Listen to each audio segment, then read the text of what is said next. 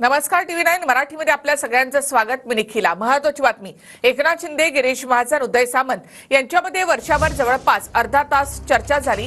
तीनही नेत्यांमध्ये बंद दाराआड चर्चा झाली आहे। तर संभाव्य खाते वाटपावर चर्चा झाल्याची माहिती सूत्रांकडून मिळते।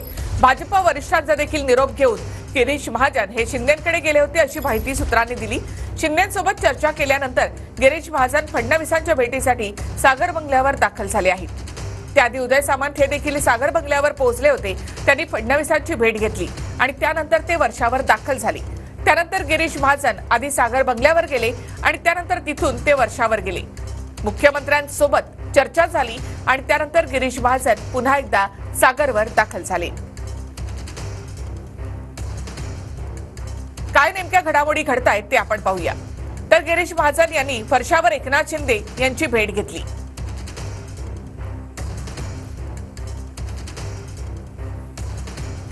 एकनाथ शिंदे महाजन यांच्यामध्ये अर्धा तास बंद दाराआड चर्चा झाली।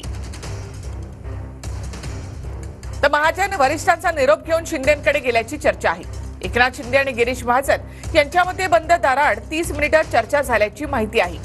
वर्षावरील बैठकीनंतर महाजन सागरवर फडणवीसांच्या भेटीसाठी गेले। खातेवाटप, शपथविधी आणि इतर मुद्द्यांवर चर्चा केल्याची माहिती आहे।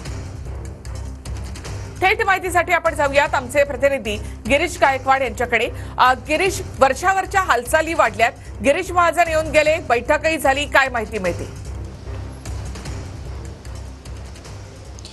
निश्चितच निखिलाजी, आपण पाहतोय की गिरीश महाजन आधी सागर बंगल्यावर गेले होते। त्यानंतर तिथून वरिष्ठांचा निरोप घेऊन ते वर्षा बंगल्यावर दाखल झाले आणि वर्षा निवासस्थानी काळजीवाहू मुख्यमंत्री एकनाथ शिंदे, त्याच्यासोबतच माजी उद्योग मंत्री उदय सामंत आणि गिरीश महाजन यांच्यामध्ये अर्धा तास बंद दाराआड चर्चा झाल्याची माहिती आहे। आणि ही अगदी गुप्त अशी चर्चा होती। अर्धा तास त्या ठिकाणी कुणीच नव्हतं आणि या तिन्ही नेत्यांमध्ये बैठक झाली, अर्धा तास चर्चा झाली। खाते वाटपासंदर्भात आणि शपथविधीबाबत अत्यंत महत्त्वाची चर्चा झाली अशी माहिती सूत्रांकडून मिळते। यानंतर हा निरोप घेऊन पुन्हा एकदा गिरीश महाजन जे आहे ते सागर बंगल्यावरती देवेंद्र फडणवीस यांच्या भेटीसाठी दाखल झाल्याची माहिती मिळते आणि त्या ठिकाणी एकनाथ शिंदे यांचा निरोप घेऊन ते तिथे पोहोचल्याचं बोललं जातंय।